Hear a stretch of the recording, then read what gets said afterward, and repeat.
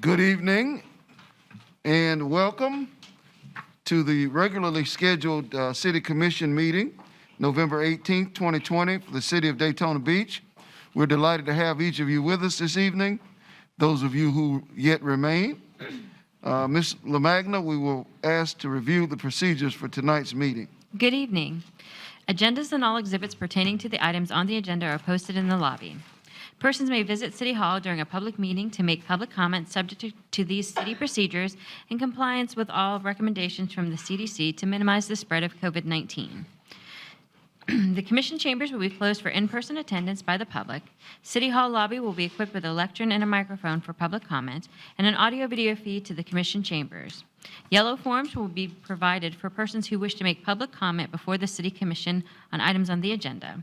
Persons may enter the lobby to speak on the item before the City Commission when called upon for 2.5 minutes. The lobby will also have a limited defined area with social distancing for persons waiting to make public comment. In addition, the exterior entryway to City Hall will be equipped with a loudspeaker for persons waiting for permission to enter to make public comment due to space limitations in the lobby. You can also monitor public meetings on your iPhone, iPad, or other electronic device on the city's website and enter City Hall for public comment at the appropriate times when called upon. All persons must comply with social distancing requirements while at City Hall, such as by remaining at least 6 feet apart. Use of facial masks is mandated to combat the spread of COVID-19. Item number 7 is the opportunity to address the City Commission concerning any item that is on the consent agenda. Please indicate on the yellow speaker sheet the agenda item number of the item or items that you are addressing. Items or discussions not listed on the consent agenda will not be heard during this comment section. Agenda items under item number 9 are public hearings, and citizens may speak at the designated time. Resolutions under item number 10 are also open for public comment, and citizens may speak at the designated time.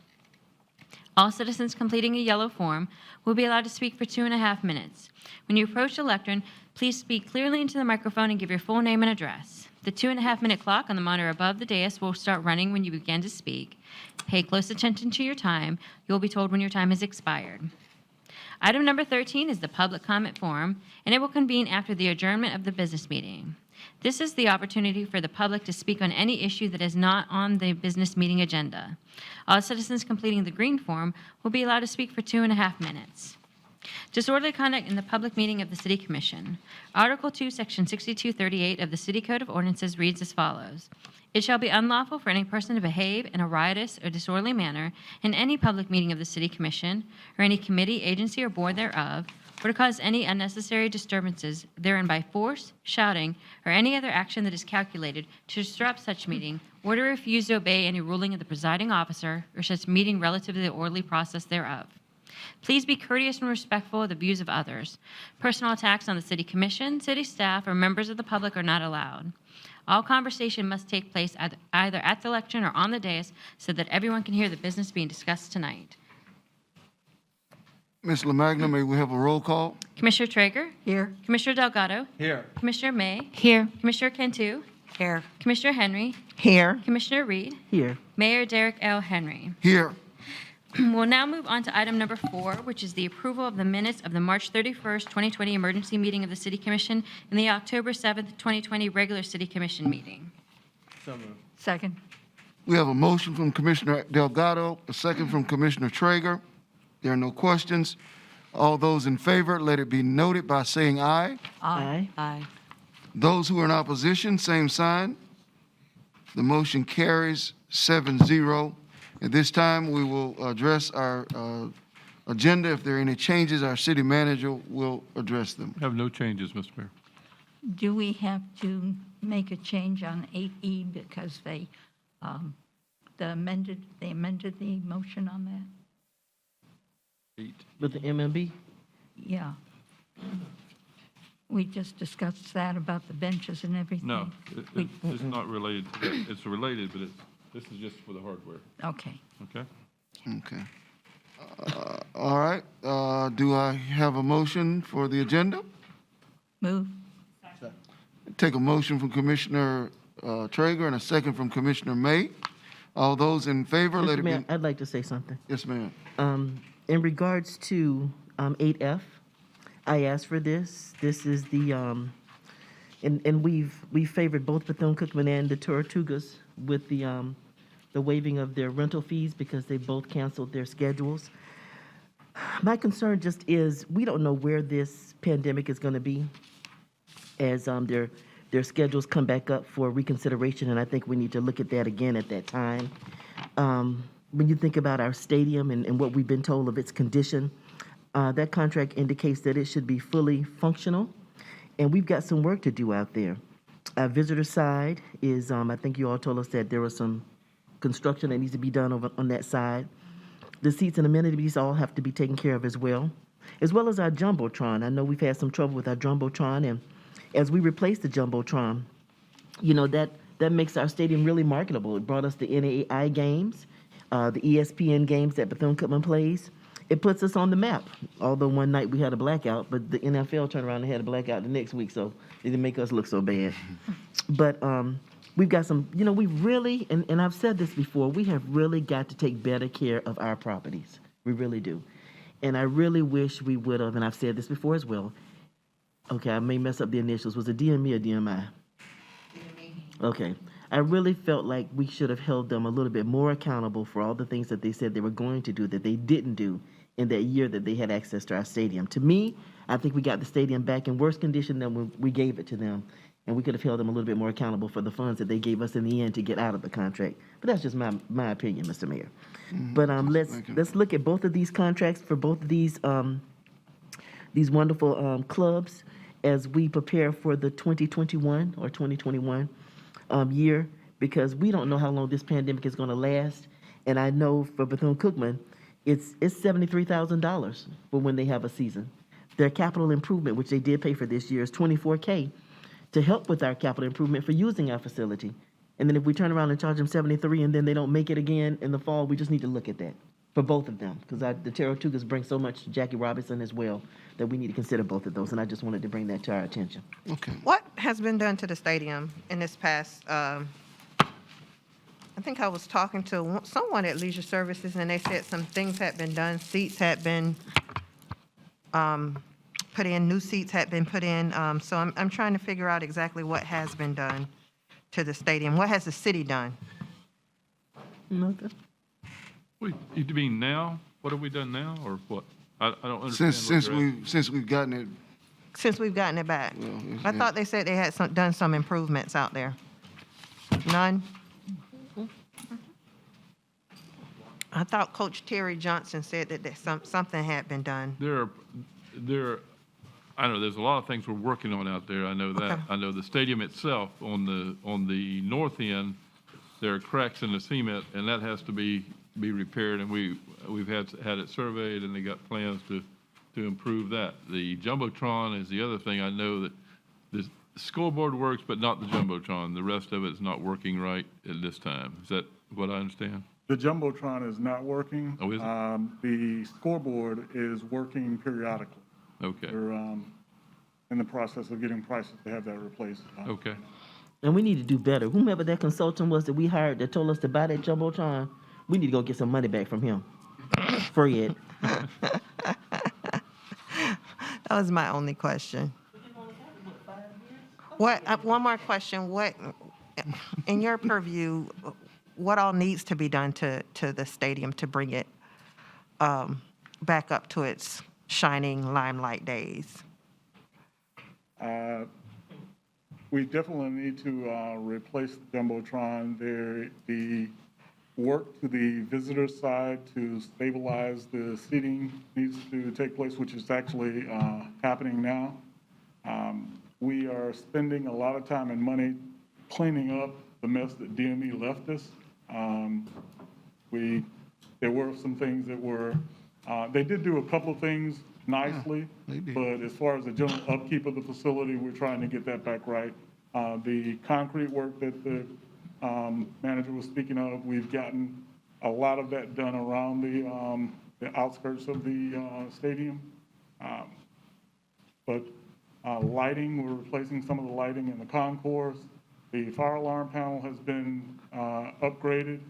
The elevator, it's a constant problem. replaced almost everything on the inside of the elevator that we can replace, but we have to face the fact it's old. What about the conditions of the locker rooms, Mr. Terry? Locker rooms are clean and functional. The wooden lockers may be outdated to some, but they are clean, they're functional. The size of the locker room. This stadium needs an overhaul, doesn't it? Now, you all have to remember now that the stadium is an enterprise fund. It's not a, we're not making money off of it, and even at these fees that they're paying, that's not, that's a favorable fee. So we can't just run in and redo the locker rooms and upgrade them to, traditional Division I standards with the salary, with what we're getting for the stadium. I agree, Mr. Mayor. My only concern is that I just don't want them to get into such disrepair that it, It's a locker room already. I've seen those locker Yeah, rooms. yeah. They're not in disrepair, but I've seen They're them. bad. That's what I'm saying. It's already in They're not the best. No, but my point is that they will have to maybe raise funds and help or partner in that way, because we just can't, from my perspective, I don't know. You're right, Mayor. I mean, They got a sweet deal. there are things we can do cosmetically and things that have to be capital in nature. And what we've done, we've tackled elements of it throughout the years, but it's going to be a continuous thing we have to do. It's just the price of having a stadium. And Which Yeah. it was a nice try to get out, sort of from under it, but, because, we have our city is different, and, managing a stadium, it really doesn't, it doesn't bring a benefit.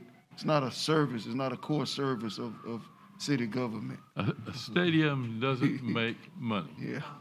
And a stadium will always cost you money. And you have to look at the benefit that it provides the community, and that's the only way you can look at it. Well, It's like a convention center. A convention center does not make money. And it doesn't, there are certain things that we do for the public and for the community benefit that are just, you can't measure it in dollars and cents. well, something we may want to consider is the proposal that DME, am I saying it right? DME presented to us. Maybe we need to hire somebody, and we use the stadium more than the 4 months out of the year that it's used, and maybe have some concerts. Maybe we need to put I mentioned this before, put a little running track around it and have some track meets and bring families here to see their children run track. What else can we do with it? How can we make it make money for us? We need to think about these things. We got to be creative and think outside the box. I agree. I agree. There's so much more. You guys got to remember now, once you go down that road, you're going right into the same thing you're already in. Yeah. We're not, we don't, those are not our core functions. We don't manage tracks and stadiums like private people who are good at that do. That's just not what we do well as a city. But anyway, okay. That's why we Well- hire somebody. Did we? You want to hire somebody? Yeah, I said hire somebody to manage that. Yeah. Well, yeah, okay. Can't always go to Peabody. Need a vote on that? I don't know if we had a motion in it. Had a motion second on the. Yes, I just wanted a approval. discussion. If we had a motion. That's what we're on the consent agenda? Yeah. I got lost. Okay. We have a motion and a second on the consent agenda. All who are in favor, let it be noted by saying aye. Aye. Those who are opposed, same sign. Motion carries 7-0. Trigger made the motion and Del May Mar- seconded it. No. Oh, May. Anita. Yeah, that's correct. And for the record, there was no public comment on the consent agenda. No. Oh, Keep there it is a moving. public comment on the consent agenda. We didn't make a motion. There is a public comment on the consent agenda. All right, so we I have, want to give him the opportunity. all right, let's give them the opportunity. Bring them in. If it, And it's No. Mr. Nicholson. Oh, Mr. Nicholson. Sorry, John. Sorry about that. Come on in, John. Not a problem. John Nicholson, 413 North Granbury Avenue. And for the record, there's been public comment on the consent agenda for the 40 years I've been here. I meant there were no public speakers, is what I He meant. didn't know I had a public speaker. I'm Okay. sorry. That's my fault. Thank you for that clarification, John. Yes. Sorry about that. Paula, thank you. We've not had somebody bring up that topic about the city taking care of its properties since Pam Woods was here. She pushed that out. Secondly, there is the idea of ECHO and Racing and Rec. So I asked the city to think about asking Racing and Rec and ECHO, because ECHO had $16 million that Kelly kept saying we can't get rid of. So if they have $16 to waste, let us ask for a new Jumbotron from ECHO. Also on G&H, I'm glad you're doing that. The federal funds will dry up December 30th. I'm asking you to find a way to keep our small businesses alive. The federal funds have been helping them, but if you recall, in the 70s, Disney opened and it killed Beachside. In the 60s, the malls opened and it killed downtown. In the 60s, civil rights era killed Midtown. There are things that happen that kill businesses. The coronavirus is killing the small businesses, and that's where 90% of our workforce is, in small businesses. It took downtown years to get like Marley's and several other businesses downtown. It would be a crime for their 40 years of work to die out if Marley's and some of the other small businesses left. So we have rainy day funds that, we always put aside, like 10% of our funding or 20% of our budget for emergency. I'm asking you to, again, since March, to make sure that those businesses that are just slightly holding on do not go under, because it take God knows how long for us to replace those businesses we've worked so hard for. So Jim, if you could find a way that when a business is going under, whether it be a loan or a grant or abatement of taxes or whatever, so that they do not close. Because once they close, God knows when they'll reopen. We have that we've lost for 40 years. Okay, thank you. John, let me commend you on that. I agree with you as it relates to looking after those businesses, and thank you for naming some of them. I erroneously stated earlier in my passion to make a point about the previous project that there was nothing on Beach Street that had attracted me in 40 years. That was not accurate, as I think about Marley's, which I frequent about once a month, Kale Cafe, both bookstores I find my way to. Well, I try not to go to Cook's Jewelry, but don't tell Stephanie that. But it's good for your life. But they're just Cook's Jewelry is a great staple, and so many of them down there, and we need to be supportive. And as you say, I concur. Let's make sure that let's find a way to make sure that we are continuing to provide stimulus for the small businesses that are here, to try to help them to maintain and survive this tough time.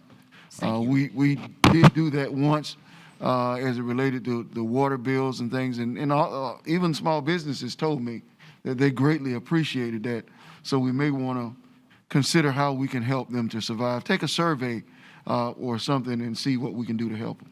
So just this week, I did make contact with some businesses on Main Street, as a matter of fact. I stay in touch with that community on Midtown, Beach Street, and Main Street on a regular basis. And what they said was that they appreciated the help that they were getting. They did need some help. This week, the city manager and we did have a conversation about what we could try to come up with for those business corridors. So I'm glad that we're having this conversation and that we're open to exploring that a little bit more. And again, you're right. When and I'm a small business person, when you leave, to get the motivation to want to come back again and try again, it's a tough go. It is a really tough go. Yeah. Okay. Again, Thanks again. thank you, Mayor. Okay.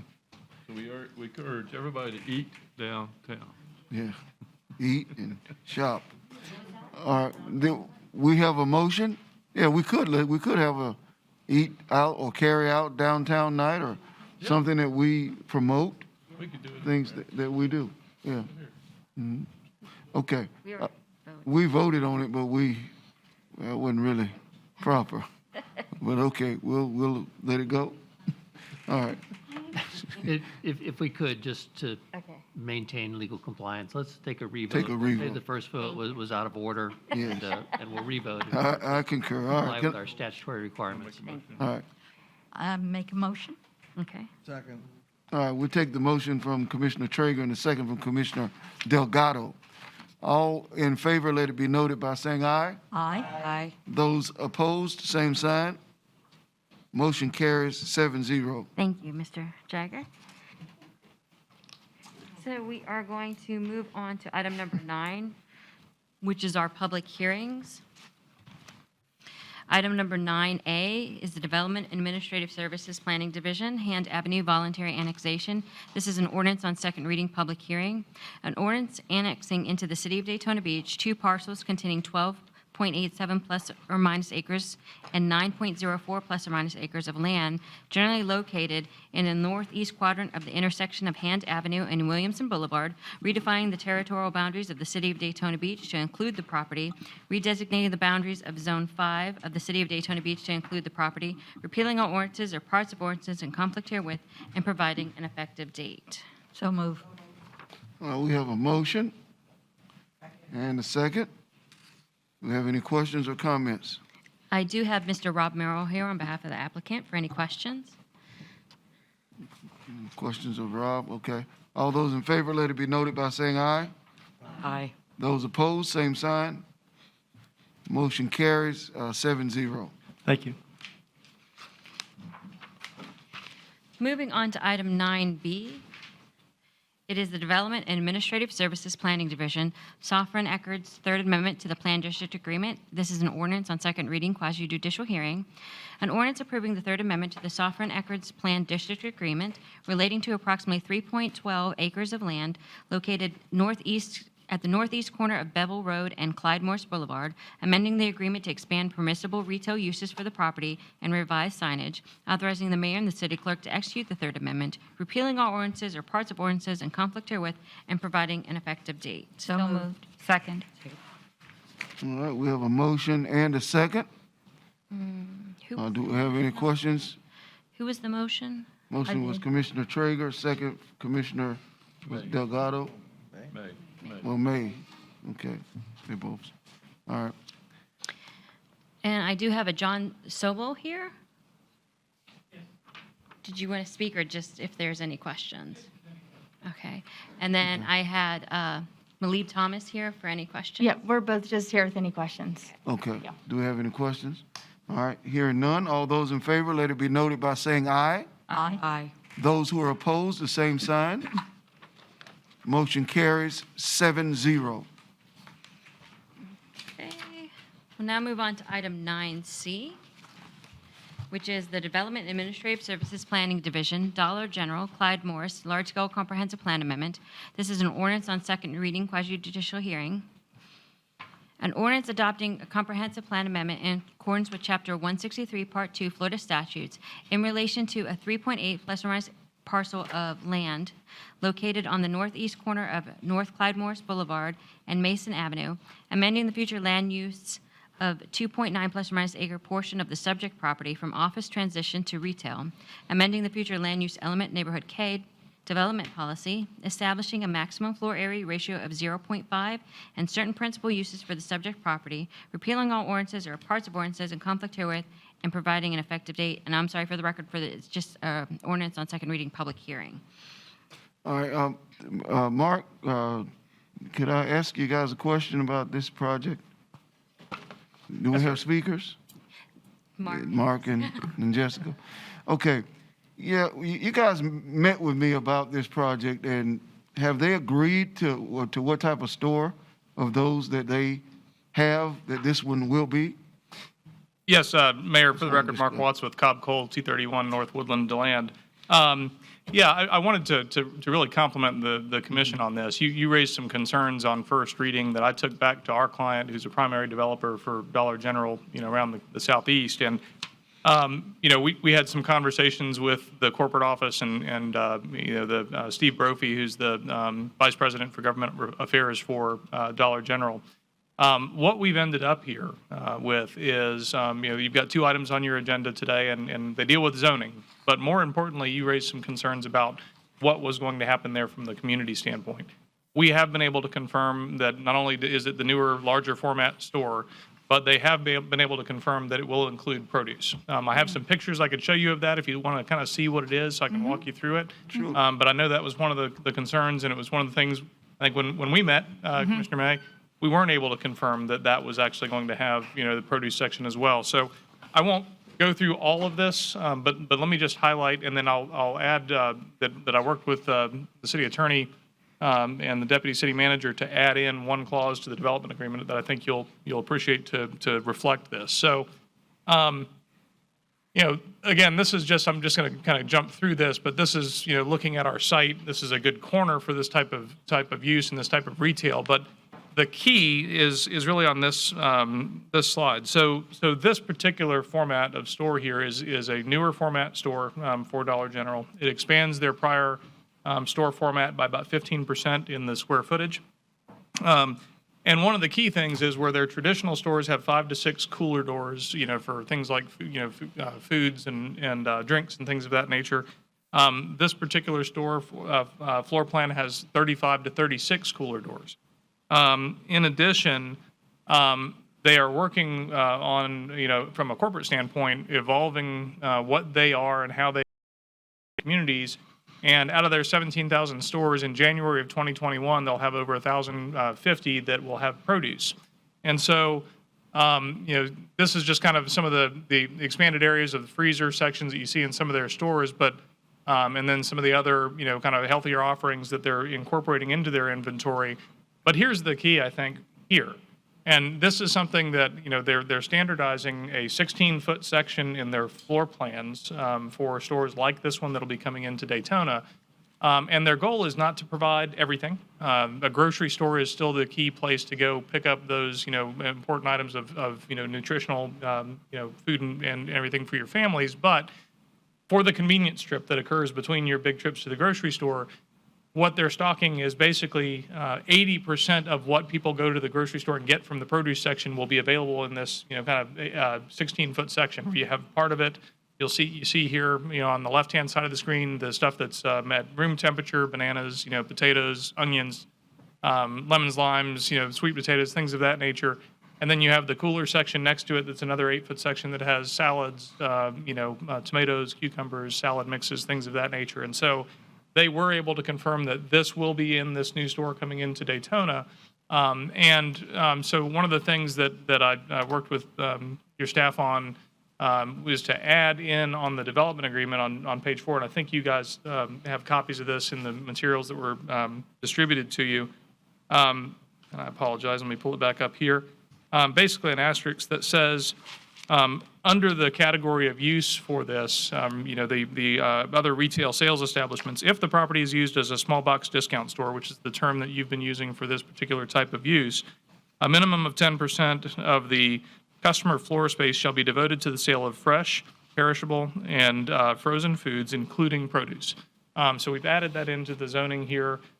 We think between, again, all of the traditional things they've carried. Now, you still have sodas and beers and wine, or beer and things of that nature that you can get there. But the key is the trending towards the healthier options, including produce here.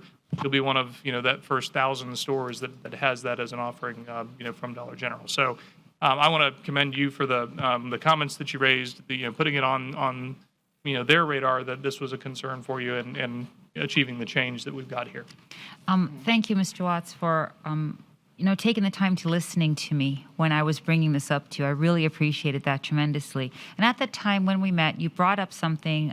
You said that you actually have recipes that have been created by the store to help that were healthy versions using the ingredients that were actually in the store. Mm-hmm. And to that, my request was just putting it out there. Yep. If you could connect with Bethune-Cookman and use their public health administration and use the nutritional department or their culinary arts program, and also to find out culturally what types of vegetables, if it is possible, that people in our community might resonate with. If you could do that, I would appreciate it. And we've made those connections. We've provided good, that information on to their corporate office. And I'll tell you one of the things that I think that came out of that overall discussion, again, the recognition that you mentioned the recipes. One of the things that I think in some of our discussions, Dollar General emphasized that they've been working with a nutritionist nationally that has 25 or 30 different recipes that provide for healthy, balanced meals based on what's typically available at their stores. Those things are all available on their website. I think they're looking at ways of bringing them into the store so you can actually kind of pull that as a shopping list to go through and be able to pull those items and shop that way in their store. And they're actually working with the Centers for Disease Control, Community Health, and the folks that are fighting obesity and things of that nature to try and emphasize growth for their company in those areas. And so I think y'all in your comments at first reading touched on a very important item. It resulted in this. So I commend you for raising your concerns. You achieved the change here. So. Go ahead. After our conversation on yesterday, I really, before our conversation, I didn't know how this was going to play out because I wasn't going to support it. I just didn't feel that for the community that I represented, another Dollar General was going to work. And I really am really thankful that you took it back to corporate and they did consider what we needed in our community and made that change. Hopefully I took the time yesterday after I got off the phone with you to start researching what these Dollar Generals look like. I see you have some even fancier ones that are coming in the next 2 years, and I see you have a couple Dollar General markets. Yep. That are full markets that have produce and they have meats and things like that. So perhaps you can get them to come and bring us a Dollar General market to the community as well. But I just really want to thank you because this is going to be really good for that community and for communities like Zone 5. Absolutely. And again, I compliment you all for raising the concerns on first reading because that was the catalyst that asked us to go back and I really need to compliment Steve Brophy at Dollar General's corporate office because they typically would not have made the decision on things like produce being included in this particular location, but he twisted some arms and got that commitment out of them early on. So, again, that was specifically to respond to the concerns that were raised at first reading. Mark, my concern is, well, first of all, I'd like to commend Commissioner Henry for standing her ground for her zone and bringing this to our attention for us to have that discussion, for you to have it with all of us. But my other concern is the other Dollar Generals in town. Yeah, this one is pretty. It's beautiful. It's going to be the creme de la creme. But the others could use a little help. We need to hold those other owners, if it independently owned, they need to be held responsible. Because if it's going to have the Dollar General name, then it should represent Dollar General. And, they're not, the trash is everywhere, loitering is everywhere. I mean, that's why we were kind of hesitant about this one, saying we don't need another one of those in our town. Sure. So if we could do something about those as well, that would be commendable. It's your brand, it's your name. Absolutely agree. And I think, so Hicks Snedeker is the particular developer that is our client here. The other one that they have developed in town is the one that's right across on ISB from the university. And I think that is one of the nicer, if you go in there, that's one of the nicer ones, one of the more well-maintained ones.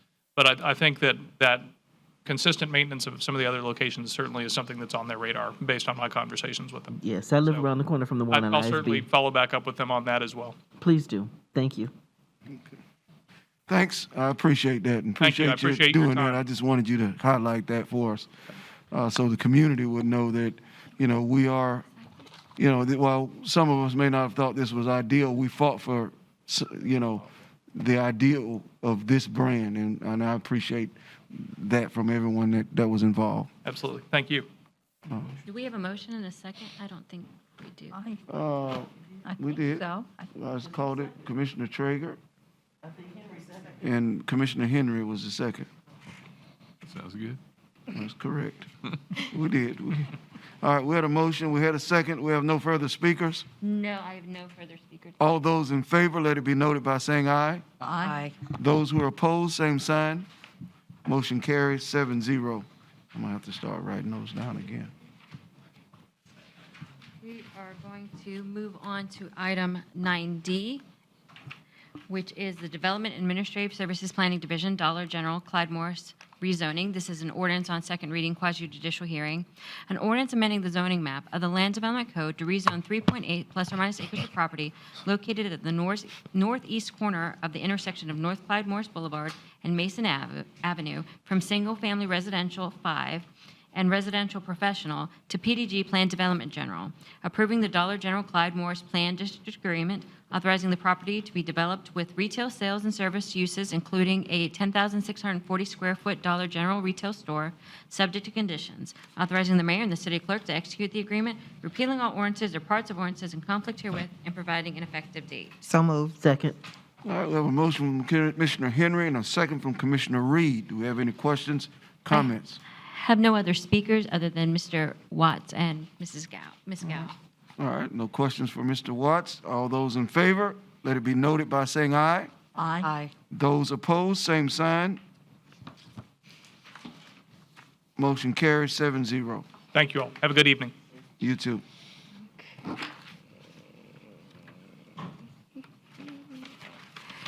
Going to move on to item 9E. And that is the Development and Administrative Services Planning Division, Silver Hills, Daytona Beach Large-Scale Comprehensive Plan Amendment. This is an ordinance on second reading, public hearing. An ordinance adopting comprehensive plan amendments in accordance with Chapter 163, Part 2, Florida statutes, amending the future land use element Neighborhood A with respect to 3.6 plus or minus acres of land generally located on the east and west sides of North Atlantic Avenue, south of Gulf Boulevard, and north of Driftwood Avenue, to reduce the maximum floor area ratio for the property referenced above from 3.0 to 1.82, and establishing a maximum of 250 dwelling units, repealing all ordinances and parts of ordinances in conflict herewith, and providing an effective date. I have a motion. Do I have a second? Second. I have a motion, Commissioner May, second, Commissioner Delgado. We have a presentation or speaker. Yes, I have Mr. Rob Merrill here. Do you have any others besides Mr. Merrill? I have Gigi Galloway and Seth Mendelson. All right. You want to go first, or you want them to Yeah, go? Mr. Mayor, if you would, Rob Merrill for the record, 149 South Ridgewood, the Cobb Cole Law Firm. Seth is with me here, and he was going to follow me, and then I think Gigi had a few things to say as well. We'll be brief. I know this has been a long night for you guys, but this is an important project, and I want to at least spend a few minutes with you, and I know some of you are familiar with it. We've got a staff recommendation for approval. We spent probably a year and a half with your staff, so as usual, we've gotten input from every discipline over here at City Hall, and I think we've brought forward an excellent project as a result of that process. Planning board recommendation for approval. So this is a great project. I think you guys know that we need some help over on the beach side, and we need folks like the Silver Hills Group to come along and invest in our community. We're talking about a $40+ million project. It's going to be, I think, the first in many, many years. I've been told as much as 75 years for apartments on the oceanfront. All over the eastern seaboard we have them, but not in Daytona Beach for some reason. So these folks are stepping up to blaze a trail, I think, and sort of be on the leading edge of what we hope will be more of the future of this type of product with this type of investment. I think it goes without saying how the tax benefits will be something that you guys will very much appreciate, all the impact fees that come along with it, the new residents. I think many of you probably, reading the news, realize that we've got a lot of folks coming to Florida from the Northeast and other places that this COVID thing has been terrible, but we're going to be beneficiaries, I think, of people deciding they want to be in a place like ours. So this is a place for those folks that are moving here in large part. So quality new residents here that are taxpayers and people that we want to have in our community. So with that, I'm going to ask Seth to talk a little bit about himself and his company. He's got a few slides he's going to show you guys so you can see the project, and then we'll answer any questions that you guys have.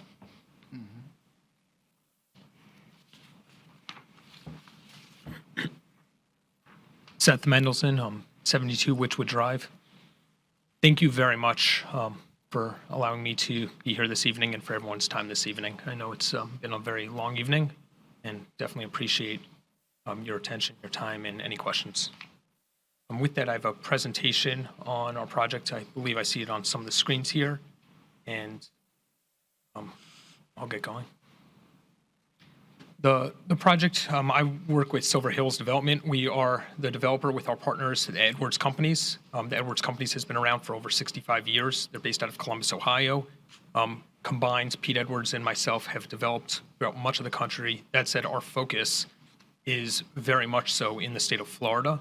And we currently have a few projects going on throughout the state of Florida. Part of why we have this focus is we both really view the future growth in Florida as being tremendous, as well as we both have lived in the state of Florida at different times and really have enjoyed different parts of the state and different aspects. That actually is one of the reasons that we originally were drawn to Daytona Beach. At one point, Pete Edwards asked me, well, why can't we get into Daytona Beach and build our products there? Our product would be very nice there, and I really like it. That's where I met my wife. Now, it sounds silly to some people. Pete is 90 years old. At this point, he has been building for 65 years. That said, a lot of the projects that he is working on now are somewhat nostalgic and also putting in projects where he knows it would succeed, but where there's no proof yet in the market that it has succeeded. That has led us to other Florida cities such as Pensacola, Fort Myers, and parts of Orlando that other people have not actually gone into. And what is very interesting is a lot of other developers will follow us after they see that Pete Edwards has started and been willing to go and risk our capital and his reputation as well. With that, here's a list of many of the projects that we have worked on in the state of Florida. It is, we've worked on many different municipalities in Florida, and a lot of the recent municipalities that we've been working on are asking us to continue and do more, especially in Fort Myers. Pensacola's been working very diligently with us, and we're getting a tremendous response, especially for our product. And what's really interesting about it is we went back maybe 10 years ago, there would be a lot of question marks. Okay, who wants apartments? There's a lot of condos in every one of these markets, and there were not a lot of apartments, especially more walkable, more urban apartments with our high-end finishes. That said, it continues to be successful, and there's a few different key demographics that are being missed in some of these markets. Now they're starting to capture them, and that we know would be finding Daytona Beach to also to be very attractive. With that, we actually have surveyed this entire area, and it's pretty interesting that there has not been a new luxury apartment development that has gone in with many, many miles. I mean, you could see the first radius is a 3 square mile radius of the property, which is the Star, and then the second one is where we finally start getting into some of the newer developments that have gone in. A lot of those are also 3-story walk-ups or garden-style projects. Very nice, very successful, but still even different than having our air-conditioned corridors, elevator buildings, and underground garage. That said, this is one of the most developed places in the state of Florida where we can point to a map and say, okay, there has been this missing use for such a large square mile radius. Now, we could say, okay, it's not really fair, Seth, because half of that square mileage is the water. That said, we can do this throughout the coasts of Florida, and it's very hard for me to go and find any place where there has not been this type of luxury housing that has gone in. And there's no city that is similar to Daytona as far as the vibrancy where it has not gone in. That said, in order to make it work, we've had to be very, very creative, and we are willing to continue to be very creative with the city. And I'll go over some of the challenges. It's not only just been the zoning, a lot of it really relates to the cost and the lack of it being proven out, and that really goes in towards the lender as well as finding the equity partners. Fortunately, we have Pete Edwards and my family, and that's been an extreme blessing for all of us. Also, the other big thing that I want to point out here is the beachfront does have many condos and many beachfront hotels, but again, there's no apartments. So one of the complaints that I've heard when I started looking at different sites now going back 2 years ago here is, well, what about the seasonality?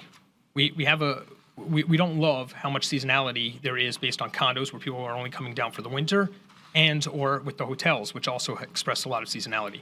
Well, that's one of the things that apartments do is they help smooth out that seasonality. So the retail establishments get used all year, and that's extremely helpful. With that, what we're trying to do here is we're bringing in definitely a new look for the architecture. We're certainly providing lush landscaping, screen trash and very efficient parking that we've seen throughout the state of Florida, and also luxury apartment living. Our design it's taken us a very long time to get here. We have been working on this for well over a year, and part of what is making this work is the pricing. Almost everything that you see on the beach side really has been a different type of block construction. It has to be a block construction because of the hurricanes and the wind force.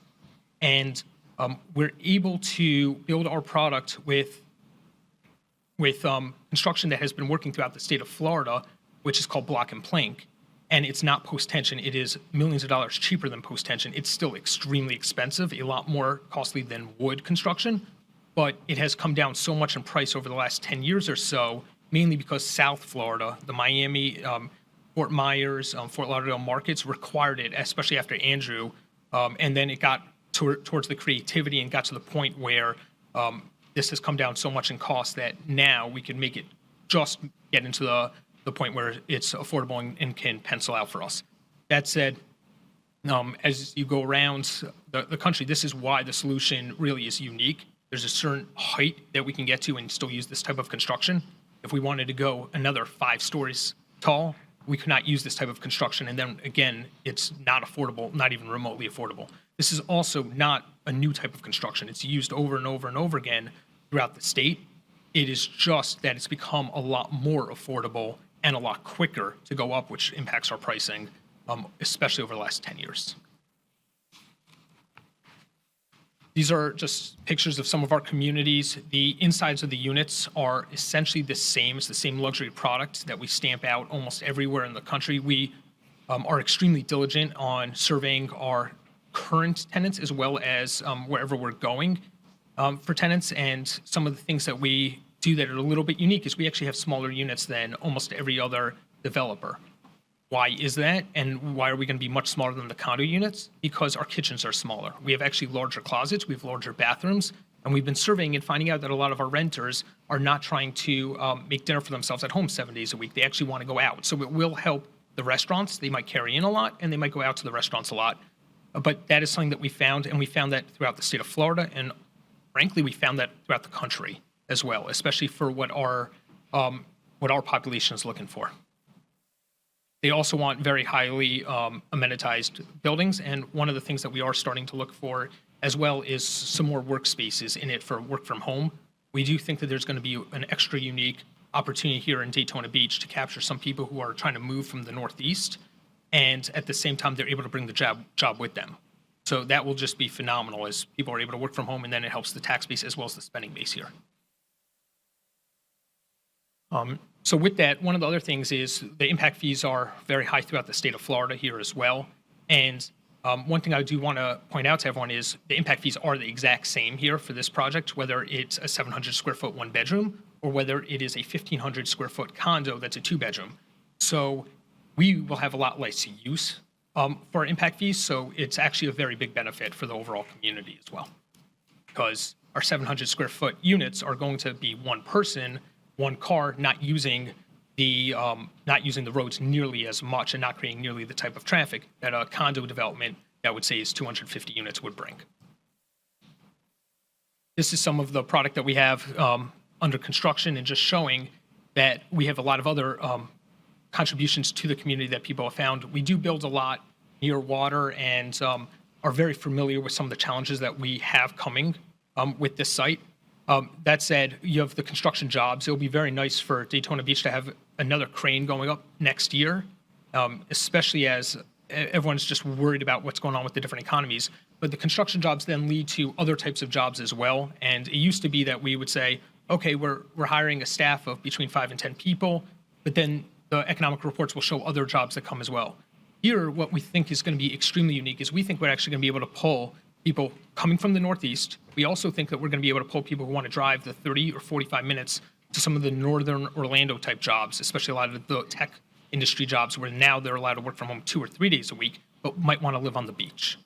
It is really appealing. We've heard a lot of demand for that, and we think that will be extremely nice. And then finally, there are other segments that aren't being touched, and one is as empty nesters come decide, okay, you know what, they don't want to take care of a condo, they don't want to own, or they don't want to have to maintain, it would be nice for them to have a luxury rental option on the beach as opposed to just having to rent from a condo. It's a very different proposition, and we've seen that in every single market that we've been in, where a lot more is taken care of for them. That said, that would be some of our 2-bedroom units. We don't have too many of them, but it's still going to be a significant percentage, just especially the corner units and some of the cap end units. So we do think we're going to hit a few different groups. We're going to bring some demographics into the area that have wanted to come, or that might even be here but not have the housing options that they're looking for, and are very excited to be able to fill in a need that actually has not been filled so far here in Daytona Beach, and help the overall community. One last thing that I have not mentioned, and I really would be remiss in not, is everything that we're doing, Pete and myself, we build with a lot of pride.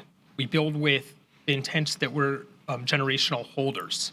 And what that means is we are not merchant builders. We do not skip corners here or there on construction. We're not looking for that. When we look at the construction, the quality, the choice in design, and the analysis, even to every single square foot and what the use is, we really care about what it's going to be on day 1, on year 5, year 10, and beyond. And that's really extremely beneficial for the overall community, and will help serve everyone in the long run. And you can even see it in the aesthetics and also the quality of how we maintain our properties. Does anyone have any questions?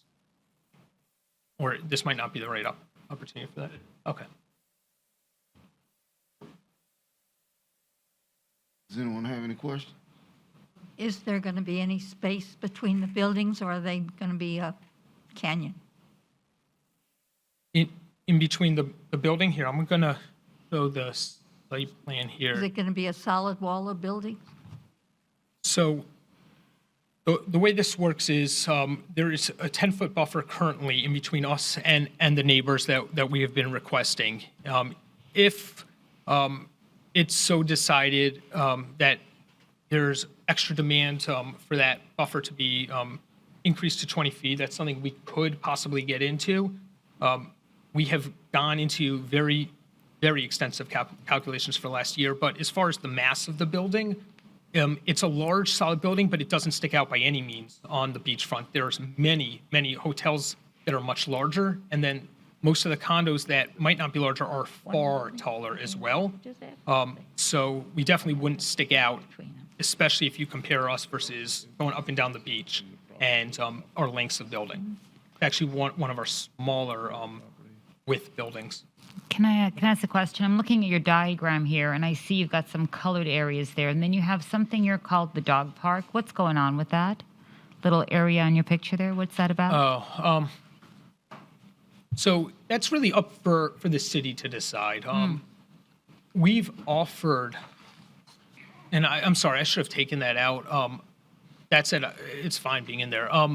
What we are offering is we can, after we're done with construction, go in and use the other side of the road and put in what we'd view as a continuation of Schnebly Park, essentially. Put in a dog park here on the beach side. One of the things that our market studies shown is that there was not a dog park anywhere nearby, and in many communities that we've seen, they've been putting in dog parks. Oddly enough, there are dog parks that Daytona Beach is putting in. We see that there's one coming on this side by downtown.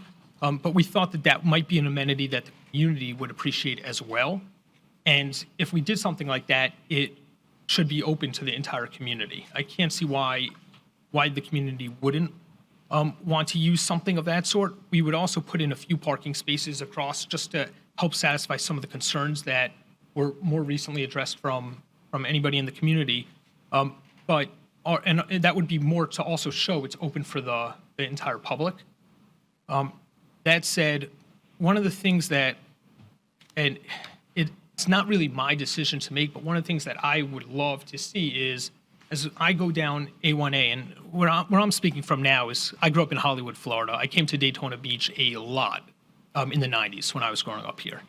And I've driven up and down all of A1A, and one thing I would love to see is, instead of empty parking lots on the other side, more park and more healthy retail. Well, retail will come after more residents are here full-time. Until then, nice park on the other side, extending even more and throughout, I think would just look really nice and would give everybody even more of a sense of pride to the overall area. So what we were trying to avoid, and when this whole project first started, we could have just said, okay, across the street, we'll do like what every condo did and say, here's an extra parking lot that we're not going to really use. It's just not visually appealing or stimulating, and it's not really that useful in our opinion. If the city says otherwise, we can go and do that, just like what has been done, but we'd love to say to the city, hey, here's a dog park. We have no problem maintaining the dog park. We would leave it open to the community, and we think it would go a very long way for the overall community as well. It would be unique and an extension of Embley Park, which would be kind of nice. And set another example that people want to build on the beachfront. Here's one of the things that they can do to make the overall neighborhood even more appealing. So I can tell you that Lenox Park is a dog park there. It's well used and well loved. The community generally likes it. And I've seen other dog parks and people drive there. It's fantastic. So it brings more people to the beachside who will use the facilities. Can I ask about maintenance? Could we talk about that a little bit? Like, what does that look like for the city if it's a dog park? They would maintain it. Yeah, Oh, okay. for us to maintain it might be actually easier than for the city, and here's why. Theirs. We already will have landscaping, and when I say we have landscapers come, we really need to have landscapers come to our property. And for us to then tell the landscapers, okay, you're cutting here and maintaining here as well as across the street is really not a difficult addition for us. Okay. So for us to maintain the dog park is, it's just. Sure. So It wouldn't be free for us, but it's not a big deal for us. So we're offering that as something extra for the community. okay. That said, that as well as putting in place what we're looking for the dog park, we think it will cost us between the value of the land, putting in the dog park infrastructure, the parking, lighting, and landscaping, and that includes putting some palm trees along the street as well. We think it will cost roughly about $650,000 total. Is that And- that's an extra investment into the extra community? investment. And what we'd be looking back for from that would just be an impact fee credit for the parks and nothing else, which is only capped at $300,000. So we'd view that as an extra $350,000 investment to the community. It does benefit us, and it does benefit the community. And it definitely shows the community, look, we're really good neighbors, and we do want to provide for the community as well here. And I can't see why that wouldn't be beneficial as well. One thing I have noted is apparently dogs are not allowed off leash or even on the beach. And the difference between this kind of a dog park, we have a large fenced-in area, is it's really nice. We put benches there, some lighting as well, but some benches there that owner can come on in, sit down on the bench, and their dog is off the leash for an hour and playing around and playing with other dogs. And we're finding that this is an amenity that many communities across the country are looking for. And it wasn't easy to start doing well, but after doing this for 5 years in a lot of communities, now something we can do pretty easily. So I think you just answered a question. I was going to turn to Captain Lee for a second. This is a fenced, obviously it's a fenced area, so it's not as though it could attract people who are sleeping in the park or any of that thing. It's a fenced-in area, right? Because Beachside does have a little bit of an issue with that. So That would this actually address the biggest concern that we would have had as well. Okay. So it's interesting. That's one of the concerns that we've heard. And yes, it's a fenced-in area. I believe it would have to be closed at a certain hour to make sure that it does not attract anybody on the benches. We've never had that problem before, but that said, I am slightly worried about that. But if we're helping with maintenance, we can easily help manage that as well. Right. And we would. Okay. That said, that's one of the concerns. There was one other concern that I do want to address. There were questions about Airbnbs, and one thing that we will do is we have a rider in all of our leases that it's not allowed to be turned into an Airbnb. That will certainly be included in the leases here. But we're definitely hearing a lot of concerns. We actually have the same exact types of concerns, which makes sense because we're becoming members of the community. So as members of the community, it only makes sense that we'd have similar concerns to other members of the community. And then I have one final question. On the bottom floor, what happens on the bottom floor? Do you have space for retail there? Or, I like the idea of that because we have this development there and because the kitchen is small, people are going to want to eat out. Are there opportunities in that area that you've surveyed, I'm sure, for a restaurant to come in or or a bunch of little restaurants to come in? So that would not be an opportunity on this project. There's a lot of studies that we've had internally as well as others have about mixing the restaurants with the actual apartments. And you'll see other proposals asking for that when you come to the downtown locations as well. One issue that we've had with having retail on the bottom floor of our restaurants is people coming out of the bars late at night disturb residents, and the delivery trucks coming in at 4 a.m. Also are very disturbing. It leads to a lot of turnover, and we don't want a lot of turnover in our units. We want people to stay for many years. So without the noise, it really helps. We love having restaurants across the street. If for some reason a dog park is not possible, hopefully retail will come back soon enough. And as they see the apartments, hopefully that would go for retail. Honestly, guys, one other thing I would love to see happen is there's a motel next to where we want the dog park. I would love to see that one day either become more park or that actually turn into a successful retail or a successful even motel as opposed to where that is. There's a lot of space for retail right now. And what we keep hearing is the seasonality is what limits the amount of retail. And we're hoping that goes away. I can see restaurants being there because people have small kitchens. I saw the floor plan, and then you mentioned eating out, so I can see that becoming a big thing. Yes, and the real thing that would be amazing would be, and I never thought I'd plug this, but when we saw what the Dollar General had, right, where you're able to go and take fresh fruit, there's nothing better for us than being right near a supermarket because a lot of our residents like to go and get those grab-to-go meals from the supermarkets many nights a week. Here, there's some supermarkets just about half a mile further up along the beach. I think we'll be giving them a lot of good business. Unfortunately, this isn't a spot where there's a Publix right next door. We do attract that, and in fact, both Fort Myers and Pensacola had Publixes, one before us and one's following us in those markets. That said, supermarkets will follow not our 250 units, but if we're successful, and then there's a few other apartments that do come because there are some other open parcels, supermarkets will follow as well. And that's actually even more important than the restaurants. And it's nice to see the retail then thrive. And it wouldn't be really palatable with the parking situation to have on-site a restaurant in this setting as it relates to the number of spaces. We do try very hard to avoid putting retail underneath our buildings. So in Louisville, we have 2 projects. One had no retail, and that had no problems at all. The other project had some retail, and in that project, the retail has sat empty for a couple of years while the apartments have been full. In other projects in Columbus, we have retail. We have one with a Target that does extremely well, and everything behind it has been empty for 5 years even. So retail under apartments is actually extremely fickle. And in some markets in New Orleans, we have paid for it. That said, we really, in New Orleans in our second and third phases, we did not have any retail as a result because it hasn't worked well for us. I found that same issue in my prior development life before meeting up and teaming up with Pete a few years ago, and Pete has found it as well for his entire development life. We do extremely well next door to retail, and actually you'll see that even when you get out the more of the suburban products, right by Icon 1 and some of the other projects that have gone in over here in Daytona Beach, right by the highway, the projects are next to retail, and they will do very well as a result. That said, we will still have a lot of walkability. People are walking along the beach, running along the beach, and taking a walk either up to where the shopping plaza is, where the supermarket is, or even down towards where the Hilton Hotel and the Boardwalk are, is actually a very pleasant stroll for most of the year, and people will walk to dinner and be out there. So that'll be really nice to help energize and create some more modern urbanism to this.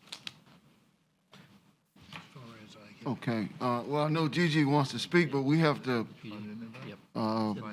clarify as it relates to the possibility of the dog park and what the impact fees that you're asking for rebate on consist of. Is that, so would that just be, that'd be just recreational? But before we get into that, I guess because we need to clarify and then be able to take a vote on that. Let me let Gigi talk to us, and then we'll come back and talk about that. Absolutely, Does thank that you. make sense? Okay. And then you can weigh in on it, or who's gonna, from our staff? Jim? Okay. Go ahead, Mr. Galloway. Thank you, Mayor and Commissioners.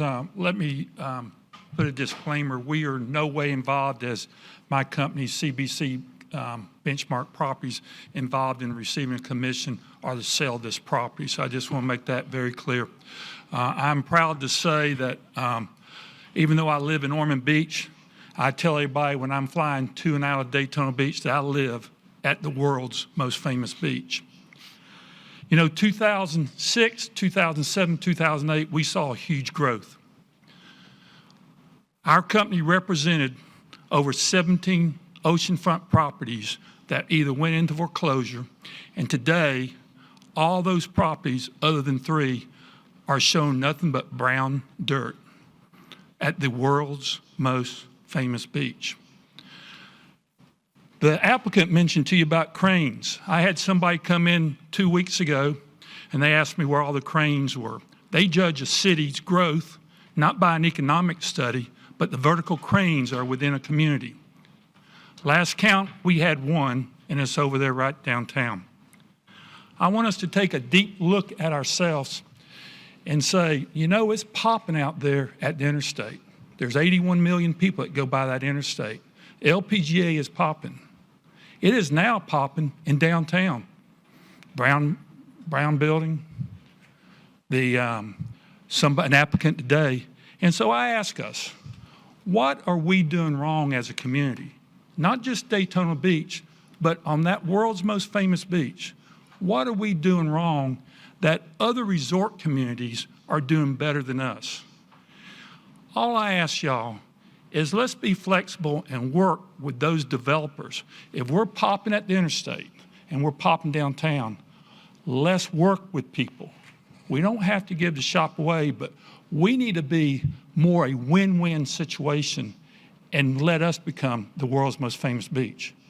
If you look at the sales of what has happened on that beach side, do you realize the entity that has bought the most square footage of land, not the private sector, but government, either the city, the county, or the state? I'm not saying that's bad, I'm saying that's good because we put parking there. But I ask you, where is the private developer coming to the world's most famous beach when compared to other like-kind cities in the state of Florida? So I ask y'all to work with this individual, work with this developer. We had a project at Grandview, what was the old SunTrust Bank building. We were going to do a vertical storage combined with an apartment complex. They did a study, and the size of the units that the city wanted, the developer, who is a world-known apartment developer, could not make the numbers work. Here's a project that can make the numbers work, supply us a need, and put something on one of those empty lots that help us become, again, the world's most famous beach. I ask y'all, I know y'all will, I ask y'all that you sincerely work with this developer and do whatever we can to build that tax base and put more people back living on the world's most famous beach. Thank you so much. Okay, all right. Mr. Morris? I'm not sure if it's you. Go ahead. Mr. Mayor, is there a request for the city to do something? What, Rob, you want to state that? Sure, we'll request it here and now. We've had some conversation about it, but I got the impression that maybe there was not an interest. But if there is an interest, the proposal that Seth gave you in sort of a quick thumbnail sketch is something that we'd be interested in. So it's not a part of the request coming to the city at this time? We just made it. No, We'll you let you- didn't, you we'll let didn't make it in your submissions, is what I'm saying. No, we'll need to update the submission to clarify what he said, but I think that can be done in a matter of a sentence or two. I don't want to start the process over, Jim, in order to bring you guys something like this, but if you decide that we don't have to start over again to offer that to you, we offer it. Otherwise, we're going to have to go with what we've got. Okay, well, what is, go ahead, make the statement of what it would be. So, Mayor, let me kind of give you the background on this. You know, we've been watching, of course, what you guys have been discussing about affordable housing in Daytona Beach, and my clients have as well. Not just these clients, but all my clients that have been involved in these processes that we're in, including this one, which is a comprehensive plan amendment and a PD rezoning. The latter of which was something that you guys had decided would be a way that you could begin addressing affordable housing in that context. You decided at your last meeting last month that the project like this one would not be directly affected by an ordinance that would be coming forward, I expect next month, I've heard. In any event, they still said we want to be part of the community in a way that's, you know, makes a positive impact on the community. And I think that it was Commissioner May that was talking about affordable housing initiative being more than just housing itself. It can be things that are community benefits that benefit people that need housing, that benefit people that just want to enjoy the community for whatever reason, including parks and recreation. So we saw the opportunity to try to bring something forward that would be positive, we felt, based on this property across the street that otherwise we weren't really sure what the use would be ultimately. So that's the reason for the conversation. Interestingly, it showed on the slide originally, and the slide came up showing that. We had intended to take it off because we felt like the need for it or the the idea was not necessarily well received. So if you guys want it, we're happy to do it still. We haven't changed our mind about that, and so just let us know what you want to do. Well, what is the precise nature of the suggestion? I mean, So I was aware of it, so I don't want to beat around the bush. I'll try to say it again, Mayor, the way Seth did, maybe with a little more particularity, so you can make sure it's part of the record. This is property that we currently own, that we will dedicate to the city, improve as a dog park.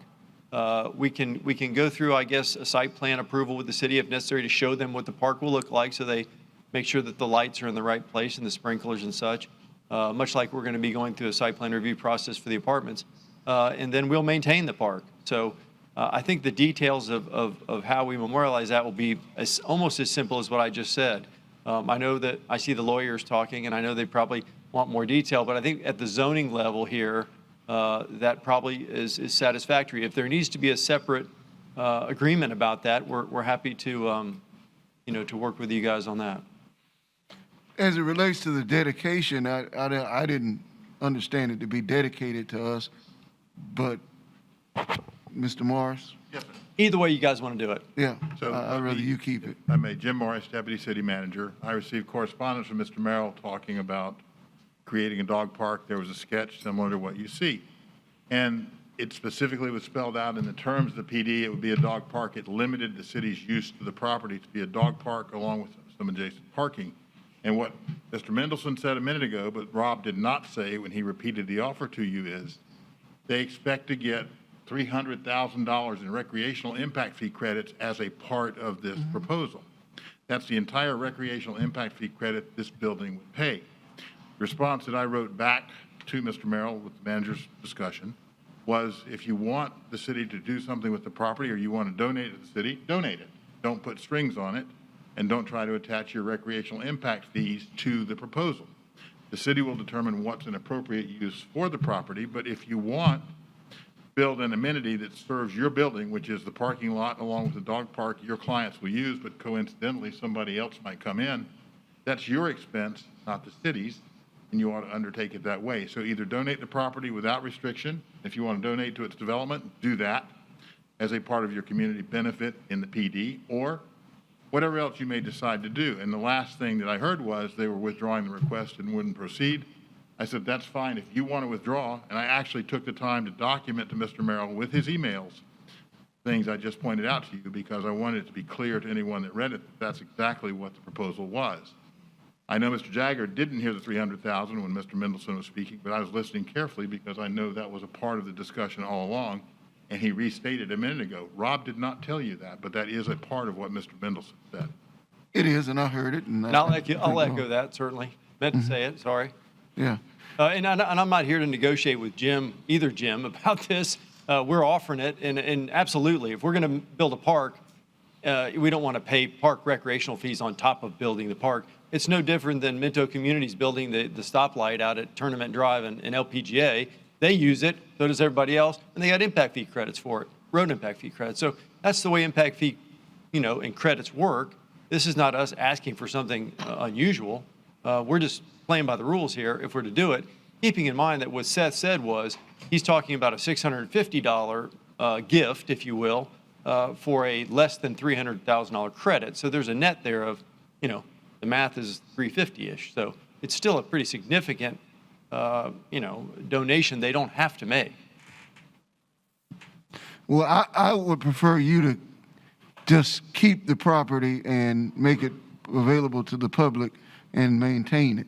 As, that's my That'd be the best thought. thing. You keep the property, maintain it. Okay.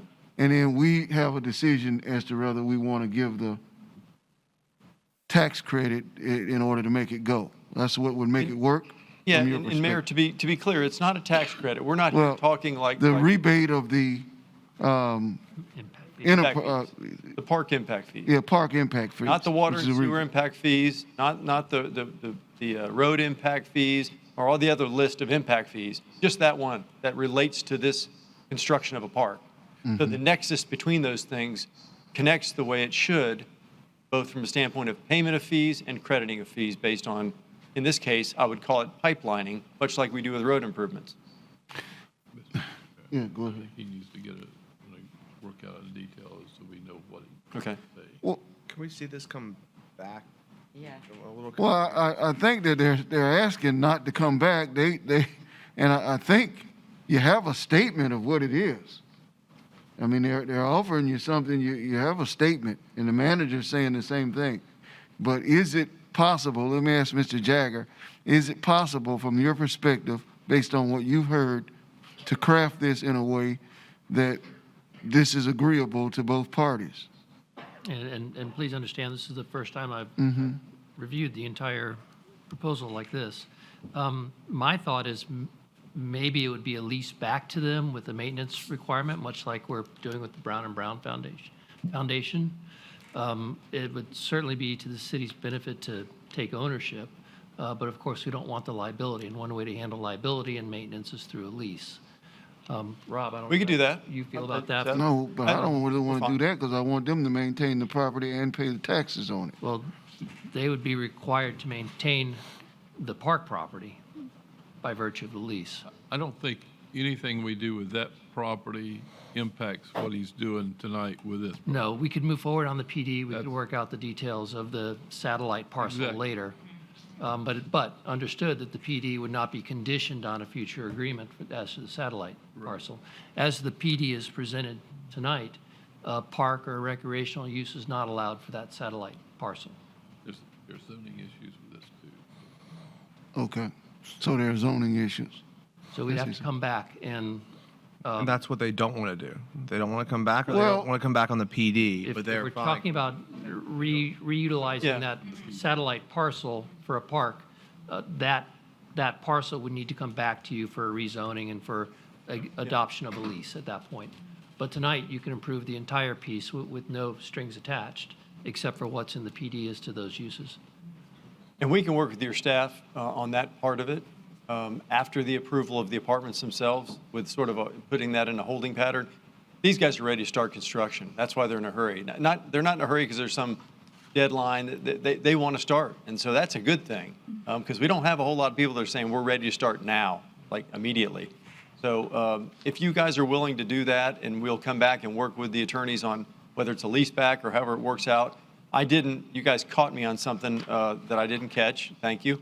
I guess if it's not zoned for it, we felt like open space and use of people running their dogs was no different than what's going on right over on the other side of the apartments, where they've got a big piece of open space over there where people are on lounge chairs and have their dogs running around their lounge chairs. But I hear what you're saying. As soon as it becomes a public park, I think it's a different use per se. So we'd have to come back and get that fixed. I think what my client's saying is they're ready to come back and do that.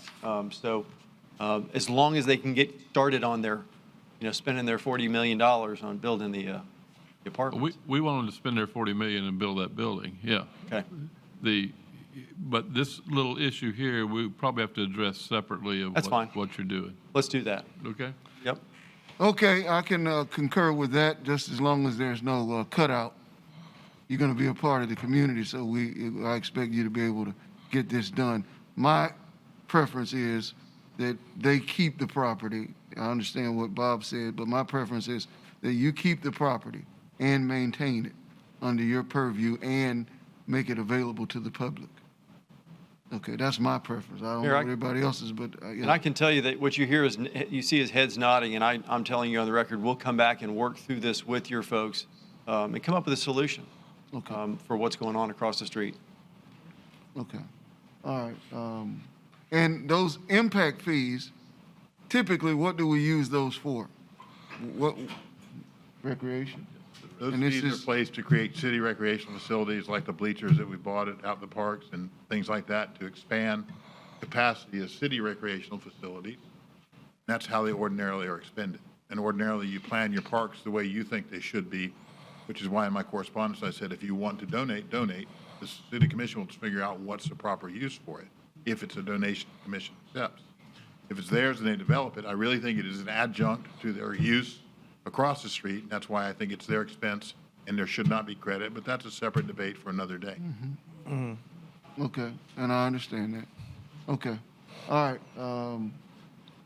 Do we have a motion We have a motion and a second. and a second? Did you have people to speak? Do we I have any? had no other speakers. No. Okay. So we're And I'm pulling. sorry, I was confused if Mr. Galloway was part of the applicant. He is not. I wondered why you didn't. Okay. It's okay. I He is apologize not. for that. So in other words, you want us to give you bigger density for 250 units on a thing that would be, say, roughly 160 units, and we get a park, use of a park, and we have to rebate your impact fees for it?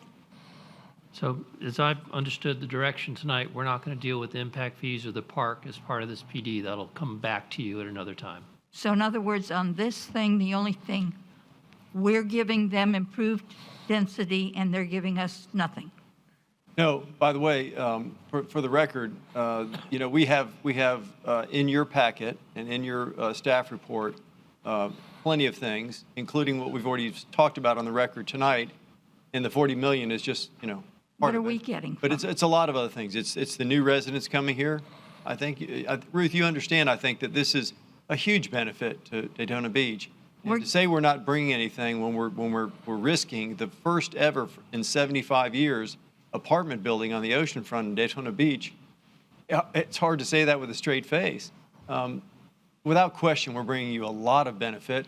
If we're moving this from 40 to 60-something units per acre, compare that to the Longboard project. 40 to 69, Can I finish? I believe. The only other project on the beach that's been approved for anything recently has been the Longboard project. It was on the other side of Silver Beach, went from 40 to 150 units per acre that this commission approved unanimously a year and a half ago.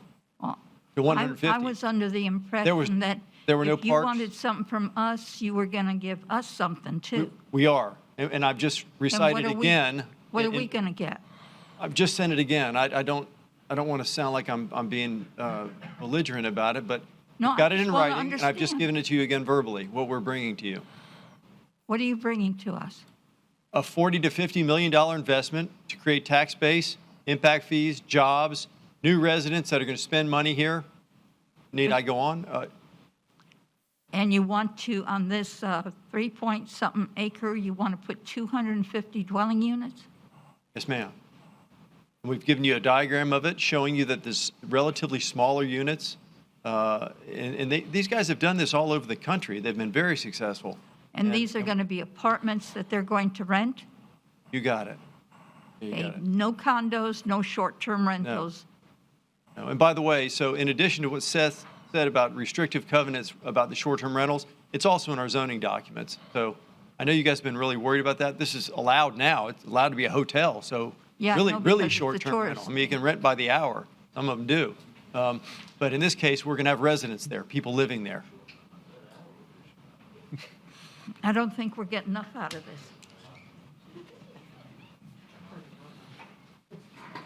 Mr. Jagger, can I get to speak clear about what we're going to be voting on? So the dog park gift parcel thing, that's not part of what we're voting on tonight. That's just, they've made a representation that they'll come back later and give us this additional benefit in some form to be determined. The idea being whether we own it or they own it or lease it back to us, we'll get this additional unit. But that's not part of what we're voting on tonight. That's correct. That, Is and that, it's but referred to as legally, the can that be satellite. considered can we consider that a benefit that they're giving us? No, so No, that's, okay. that can't be considered as a benefit for purposes of approval of the PD, which is actually your next item. We're on the comp plan right now, but Okay. just to separate those. But What would it have, in order for us to give them credit for that on the PD, what would it have to be part of? It would have to be written into the it'd have PD to or be the, written into the PD, you know, that use. Now, that satellite track is part of the PD. And so what you're approving tonight is exactly what's in front of you. It doesn't Okay. include any reference to a dog park or other recreational use for that satellite parcel. So they can essentially use that parcel that are listed in the PD. Now, when we come back to you, we'll have to revise that somewhat as to the satellite parcel. But whether or not that becomes a dog park has no bearing on your approval tonight of the PD. okay, I understand.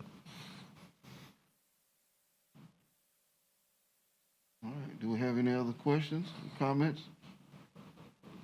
All right, we have a motion, we have a second. All those who are in favor, let it be so noted by saying aye. Aye. Those who are opposed, same sign. No. Motion carries 6-1. Okay. Moving on to item 9F, which is the Development and Administrative Services Planning Division Silver Hills PD rezoning.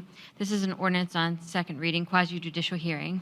An ordinance amending the zoning map of the Land Development Code to rezone 3.9 plus or minus acres of property generally located on the east and west sides of North Atlantic Avenue, south of Gulf Boulevard and north of Driftwood Avenue, from T1 Tourist Accommodation Zoning to PDG Plan Development General, approving the Silver Hills Plan District Agreement, authorizing the development of the property with multifamily hotel, motel, recreational, entertainment, eating and drinking establishment, and parking uses, subject to conditions, authorizing the mayor and the city clerk to execute the agreement, repealing all ordinances or parts of ordinances in conflict herewith, and providing an effective date. So moved. We have a motion, Commissioner Delgado, a second from Commissioner May. I had Mr. Merrill signed up for both items, and I don't know if Mr. Gigi Galloway wanted to speak on this item. No, we're good. We're good. Thank you. All right. All those in favor, let it be noted by saying aye. Aye. Those who are opposed, same sign. No. Motion carries 6-1. Thanks for all your time tonight. Thank you. Okay, moving on to item 9G, it's a Public Works, the cottages at Daytona Beach, approval of the final plat. This is a resolution public hearing. A resolution approving the final plat for cottages at Daytona Beach, a multifamily subdivision of a one lot of land located in the southwest quadrant of the intersection of Williamson Boulevard and Strickland Range Road, authorizing the city manager to sign the final plat and permit recordation thereupon, meeting certain conditions precedent, and providing an effective date. We have a motion and a second. I have no speakers for this item. Okay, no speakers. All those in favor, let it be noted by saying aye. Aye. Those opposed, same sign. Motion carries 7-0. Moving on to item 9H, which is the Development Administrative Services Cottage at Daytona Proportionate Fair Share Agreement. This is a resolution public hearing. A resolution approving the Cottages at Daytona Proportionate Fair Share Agreement between the City Capstone Collegiate Communities LLC and the County of Volusia, providing for the developer to pay a proportionate fair share contribution to Volusia County in relation to the construction of the cottages at Daytona, located in the southwest quadrant of the intersection of Williamson Boulevard and Strickland Range Road, authorizing the mayor and the city clerk to execute the agreement and providing an effective date. So moved. Second. All right, we have a motion and a second. Do we have any And speakers? I have no speakers for this item. All right, all those in favor, let it be noted by saying aye. Aye. Those who are opposed, same sign. Motion carries 7-0. Okay. Moving on to item 9I, excuse me, is the Development Administrative Services Clore Plan District Proportionate Fair Share Agreement. This is a resolution public hearing.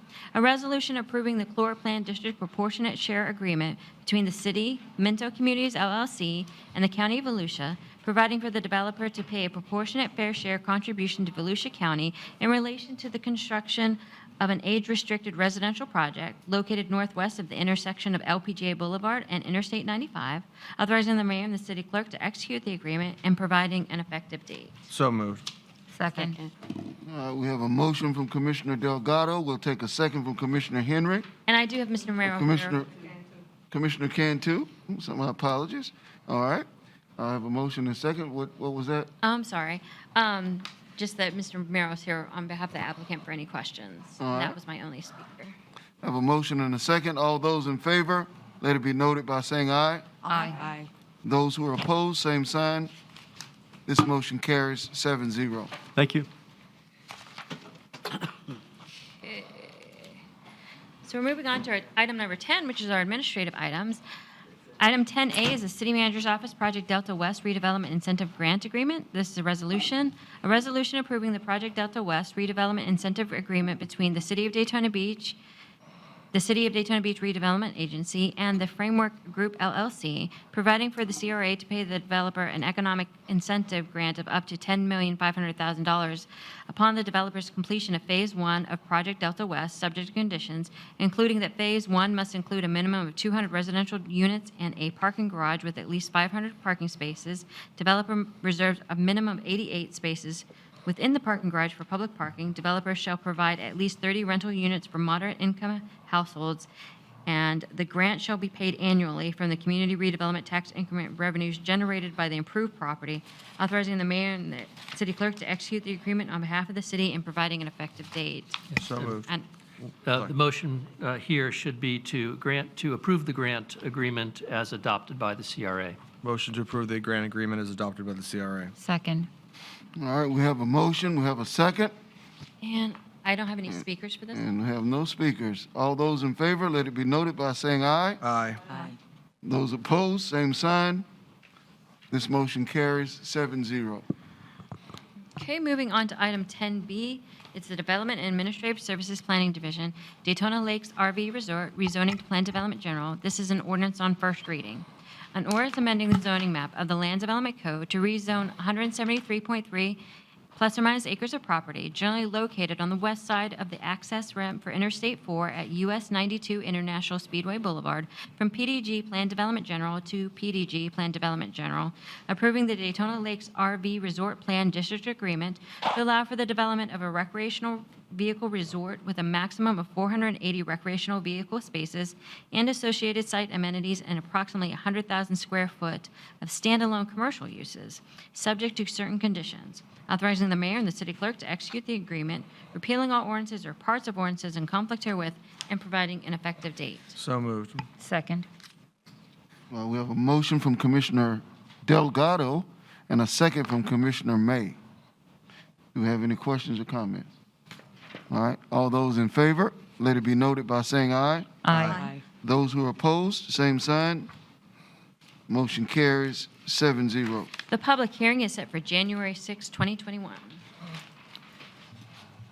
Moving on to our final item on the agenda, which is item 10C, it's the Development Administrative Services Planning Division, RV Park Locations, Land Development Code Text Amendment. This is an ordinance on first reading. An ordinance amending Section 5.2.b of Article 5 of the Land Development Code, revising the use-specific standards related to allowable locations for recreational vehicle parks, repealing all ordinances or parts of ordinances in conflict herewith, and providing an effective date. So moved.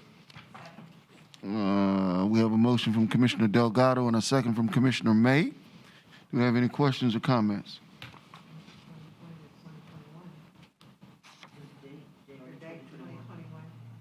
Maybe Whoops, 21. yep.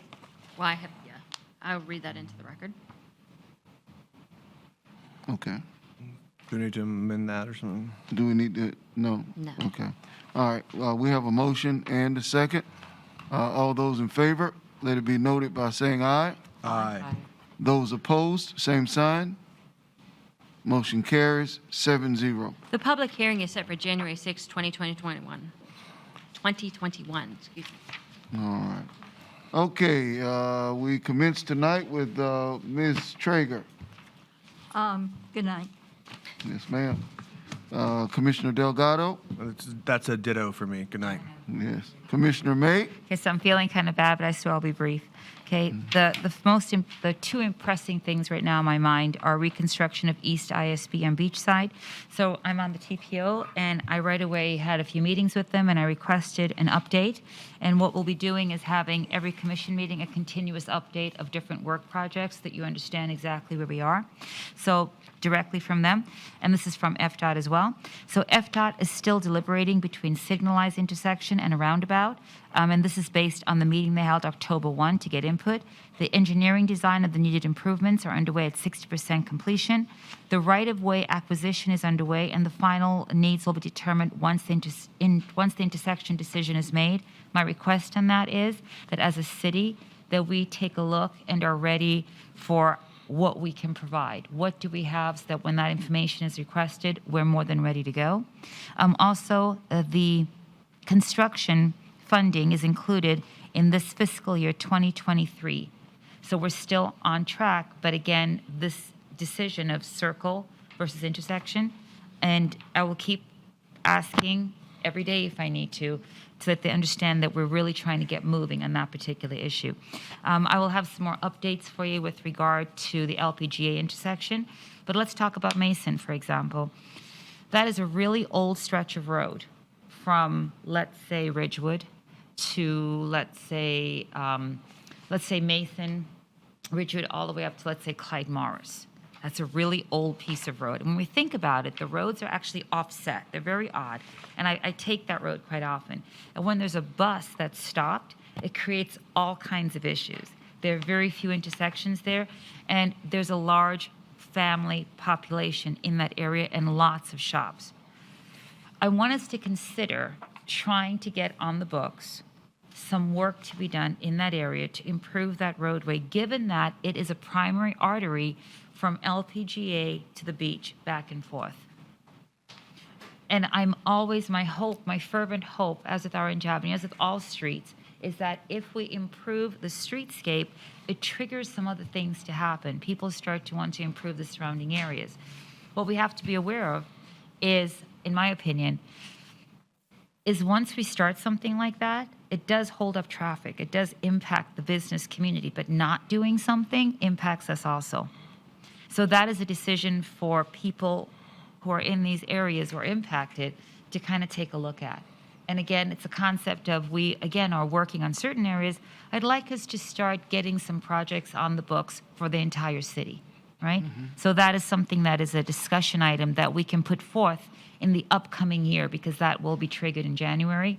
There'll be project updates and priorities taking place at that time.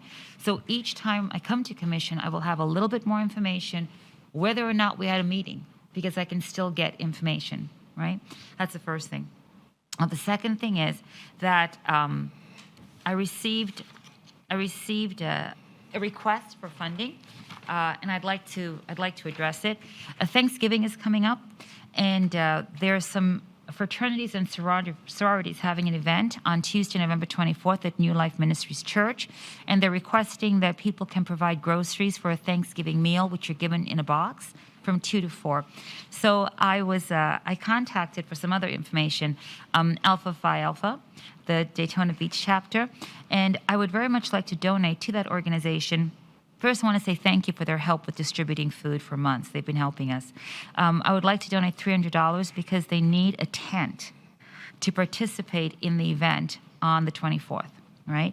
I would also like to say that Hum is still distributing food, and they have been for months now, and they're hoping to continue that. And I recommend that if there's a need in your community, you could reach out to the county. Let them know, because they may need more funding, and the food is going directly to Housing Authority.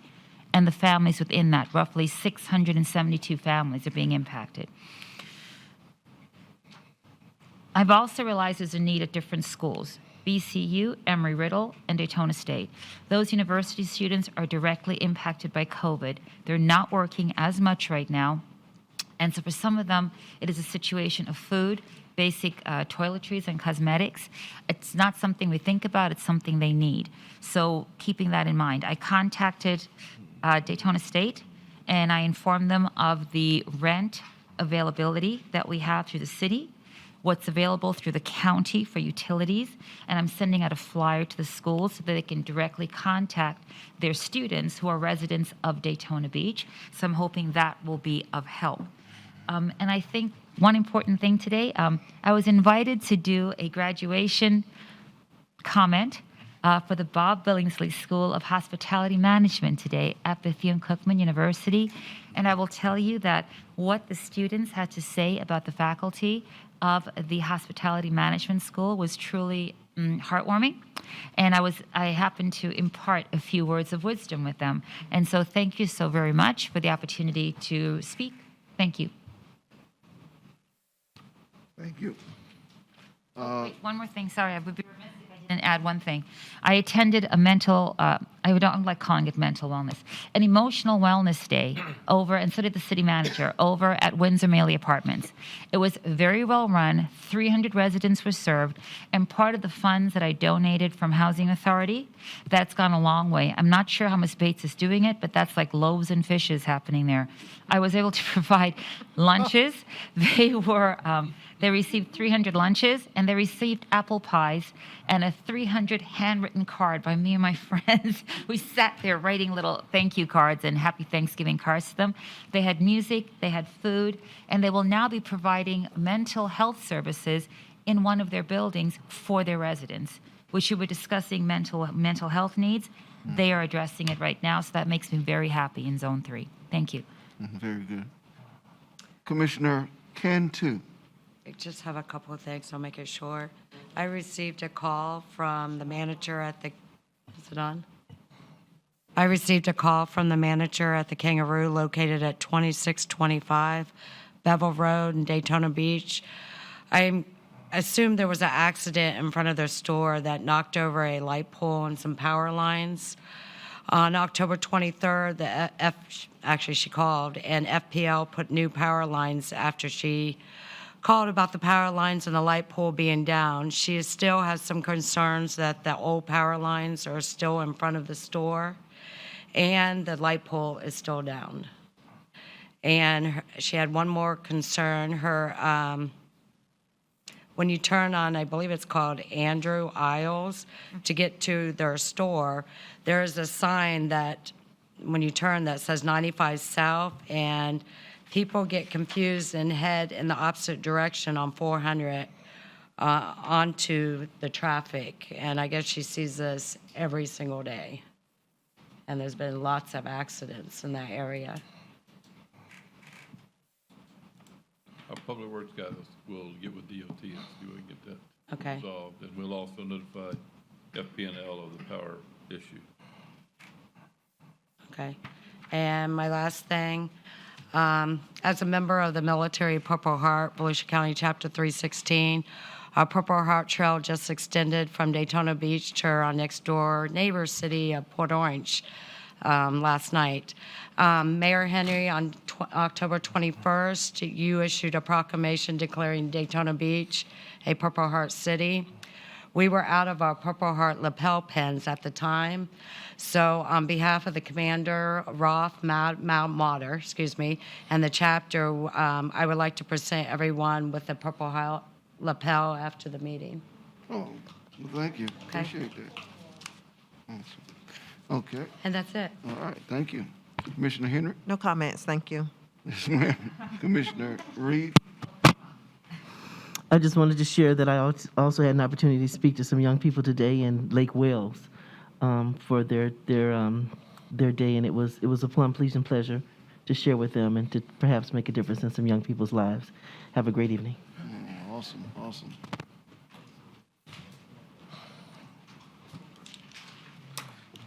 I had a lot to say, but I seem to have forgotten most of what I had to say. Good man. But I'm going to remember some of it. Okay, the First Step Shelter will open its safe zone. Wow. On next Friday, or is it Monday? Monday the 23rd. And that is a great day and a long time coming. And I'm quite excited about it. In addition, this week, I signed off on the over $1 million grant, $1 million grant to come from the county. And I guess staff will be, if they have not, will be reaching out to our manager to work on the new construction and how that will work between us and the shelter. It remains city property, so they have to do it in a way that is agreeable to our staff.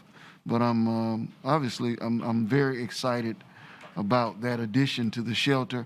The shelter is now up to, I believe, in excess of 30, 35 people, whereas, you know, when she was here, it only had maybe 8 or 10 people at that time. So since we've been able to make some adjustments to address COVID, it is rapidly filling up. One of the we're having many challenges at the shelter as it relates to who is who's allowed in the shelter, or who is because oftentimes we want to make certain that we are attracting people who fit our mission, which at the end of the day, our mission is to graduate people from the condition of homelessness. And so we have various pockets or holes in our continuum of care as it relates to homeless people. But the shelter can't become a haven for people who essentially require long-term care. It is a respite and a location that is designed to inculcate in people the skills necessary to live independently. And that is really what the shelter is evolving into, a place that does take people off the streets and people who are homeless, but it empowers them and gives them the resources to live independently. And we are experiencing significant success in that area. Thank you very much for the report tonight. It's such an important role, and it's important that we all, know what's going on so that we can offer suggestions, because roads are difficult and a challenge. And so with that said, it's good night from me. Mr. Manager? Good night, Mr. Mr. Attorney?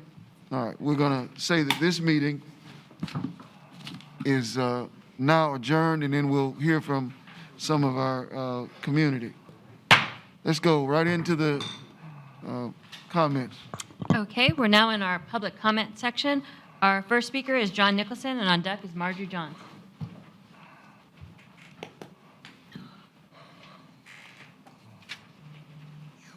Thanks, John Nicholson, 413 North Grandview Avenue. Two things. One, I was going to speak on, but I'll mention it. Jim, we've had 3 accidents in front of my house, literally in front of my house, within my property dimensions, 3 times in 2 months. I lived there 35 years, never had an accident on the street, and I've had 3. They've paved the area right next to 7-Eleven on Oak Ridge. I'm asking you to push them, whatever you have to do, to get the traffic off of Grandview. They're going like 65 miles an hour because people coming down Oak Ridge have to turn, if they're going south, on Grandview. And my neighbors are going nuts. They just spent $175,000 in improvements in their home, and they're ready to move. And we need people with money. They're quite wealthy. So we need that on the beach side. So I'm asking you, they've now paved the roadway so that you can literally get to A1A. So if they can open that like yesterday, it would be more than helpful, okay? Secondly, we have to define what we're talking about in terms of affordable housing, workforce housing, HUD housing. When we look at the demographics, we really do more than our fair share for those that are in the low income bracket and the low, minor, and whatever the stages they have. We're doing extremely well on that, and we've always done that. Our HUD housing services the 5 counties around us and the 16 cities in Volusia County. So we do tremendous in that regard. What we're missing is the middle section, the ones that don't need HUD housing, that are employed, that can't afford through their own devices a place to stay. So when we're discussing this workforce housing and what we can do where and whatnot, I literally drove the quadrant, and I'm a big thing with Jack White and infill housing and the value of infill housing. I did the quadrant from Mason Avenue to ISB, Nova Road to Beach Street. There were 60 lots vacant, and there were 6 for multiple housing. I just did the quadrant west of that. There are 180 lots and 10 properties for multiple Okay, housing. Time's up. Thank you, sir. Yeah.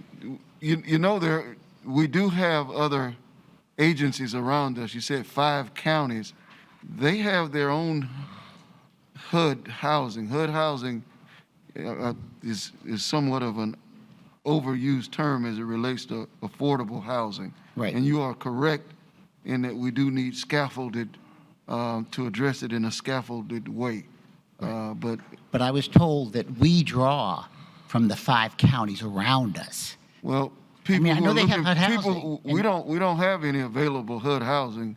So people who are looking for HUD housing, they go wherever they can go to receive it. Correct. But we have to also remember that in the 5 counties around us, our median income is probably lower than any, with the exception of Putnam, is probably the lowest. Right. So we do have the greatest need. Mm-hmm. So I know there's this feeling that we don't have a need or we do the most. Well, unfortunately, this is the task that we have. These are the residents that we also have that we have to help in that way. But we're doing a great job on that section. We need to go a little bit higher. All right. All right. Thank you. Our next speaker is Marjorie Johnson, and on deck is Ken Strickland. Do your job. Greetings, Marjorie Johnson, 122 South Key Street. I would like to congratulate Commissioner Aaron Delgado and Stacy Cantu, who I campaigned for at the Midtown Center. I also want to congratulate Billy Wheeler on her outstanding win for re-election. And the reason I always support her is because she's accountable and she's also responsive to all of our needs. And we will continue to support those persons who are accountable and accessible.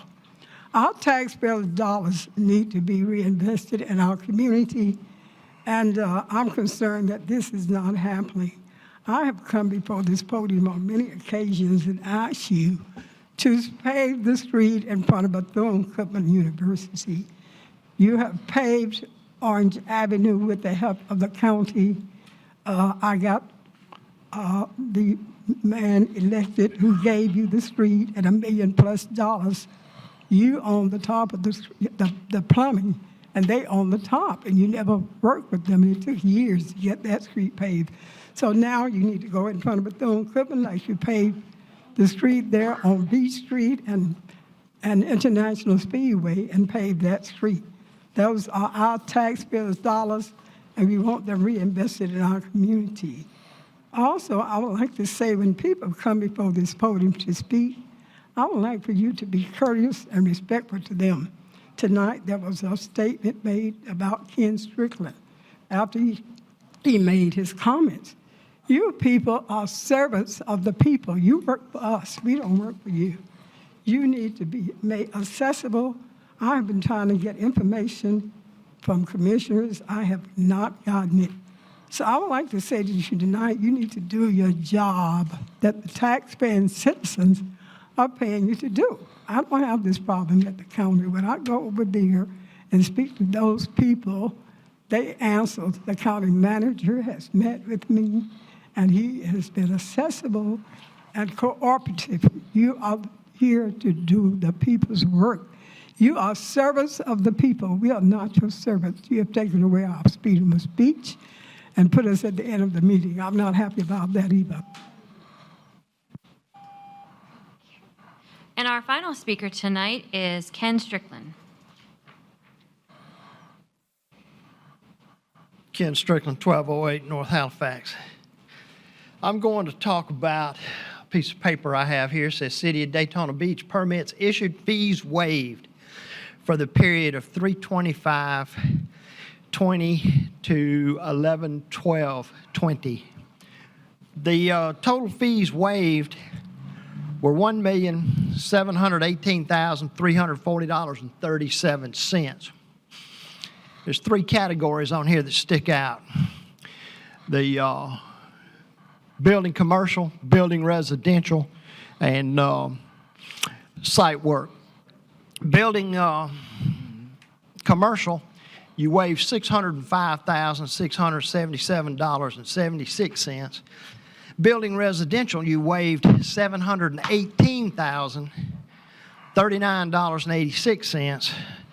Site work waive was $129,534.95. And that came to a total of $1,453,252.58. That only left $265,087.79. Now, I know this was done to be helpful to residents when they were out of work and everything was shut down so that they could do things around their house, help them with the cost of the permits. But my driving around, being in this town, all of that development, the commercial and the residential and the site work, those people didn't miss a lick of work. They got plenty of money. Their people all worked. And our poor residents seem to, small businesses got a $265,000 waive on those small fees. Please be better stewards of our tax dollars, whether it's in the bank or we're expecting it to come in the future.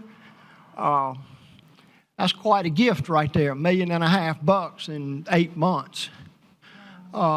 It would be nice if the residents got those kinds of gifts and the kind of respect that developers get when they walk up in this room for this microphone.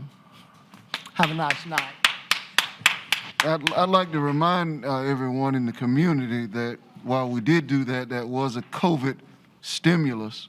We also gave a rebate to the residents through their water bill, as well as small businesses, that amounted to over $4 million. Good night, Daytona Beach.